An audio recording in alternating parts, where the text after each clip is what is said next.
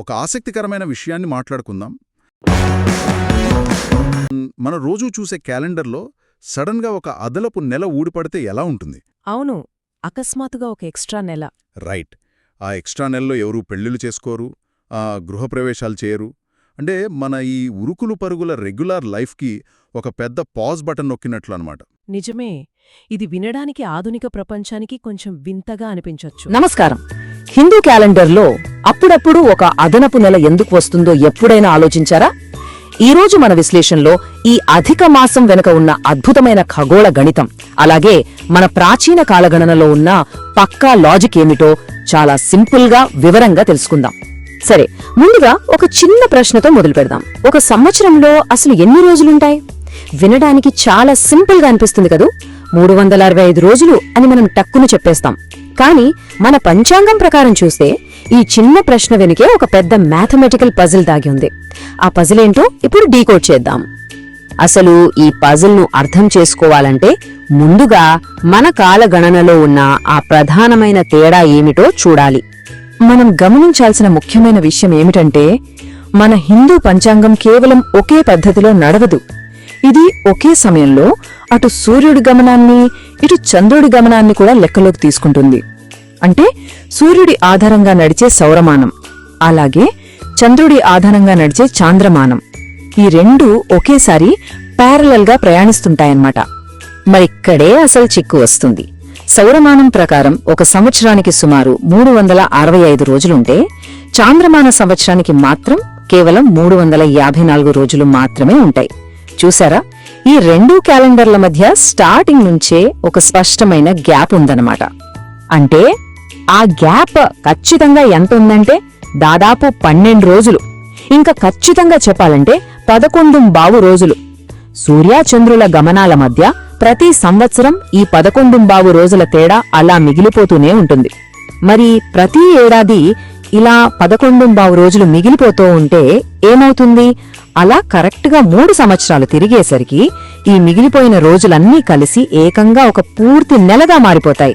దీన్ని ఇలాగే వదిలేస్తే మన పండగలు, ఋతువులు అన్నీ తారుమారైపోతాయి. దానికి ఏదో ఒక పక్కా సొల్యూషన్ కావాలి కదా. మరి ఆ సొల్యూషన్ ఏంటి? అదే అధిక మాసం. అసలు ఈ అధిక మాసం అంటే ఏమిటో ఇప్పుడు చూద్దాం. సౌరమానానికి, చాంద్రమానానికి మధ్య 3 ఏళ్లలో ఏర్పడిన ఆ ఒక్క నెల గ్యాప్ను కవర్ చేయడానికి మన ప్రాచీన ఖగోళ శాస్త్రవేత్తలు కనుక్కున్న అద్భుతమైన పరిష్కారమే ఈ అధిక మాసం. మన క్యాలెండర్లో ఈ అదనపు నెలను చేర్చడం ద్వారా సూర్య చంద్రుల గమనాల మధ్య పర్ఫెక్ట్ బ్యాలెన్స్ తీసుకొస్తారన్నమాట. ఇక్కడ ఇంకో ఆసక్తికరమైన విషయం ఏంటంటే, ఈ అధిక మాసం మన ఇష్టం వచ్చినప్పుడు రాదు. దీనికొక పక్కా లెక్క ఉంది. ఖచ్చితంగా ప్రతి 32 నెలల 16 రోజులకు ఒకసారి మాత్రమే ఈ అదనపు నెల వస్తుంది. ఆ కాలంలోనే ఇంతటి మైక్రో లెవెల్ క్యాల్కులేషన్స్ చేయడం నిజంగా అమేజింగ్ కదూ. అయితే దీన్ని కేవలం ఒక మ్యాథమెటికల్ అడ్జస్ట్మెంట్లా మాత్రమే చూడకూడదు. దీనికొక గొప్ప ఆధ్యాత్మిక ప్రాముఖ్యత ఉంది. దాన్నే పురుషోత్తమ మాసమని కూడా పిలుస్తారు. ఈ పురుషోత్తమ మాసం అత్యంత పవిత్రమైన సమయం. అందుకే ఈ నెలలో పెళ్లిళ్లు లేదా గృహప్రవేశాల్లాంటి రెగ్యులర్ శుభకార్యాలకు కొద్దిగా బ్రేకిస్తారు. దానికి బదులుగా దైవారాధన, జపం, దానధర్మాలు, పారాయణాలు చేయడం మీద ఎక్కువ ఫోకస్ పెడతారు.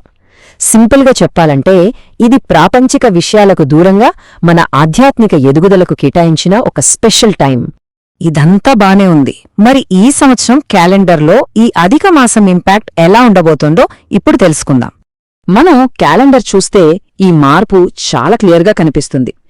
మే 16వ తేదీ నుంచి అదనంగా వచ్చిన అధిక జ్యేష్ఠమాసం ప్రారంభమవుతోంది. అది పూర్తయిన వెంటనే జూన్ 14వ తేదీ నుంచి మనం రెగ్యులర్గా జరుపుకునే నిజ జ్యేష్ఠమాసం వస్తుందన్నమాట.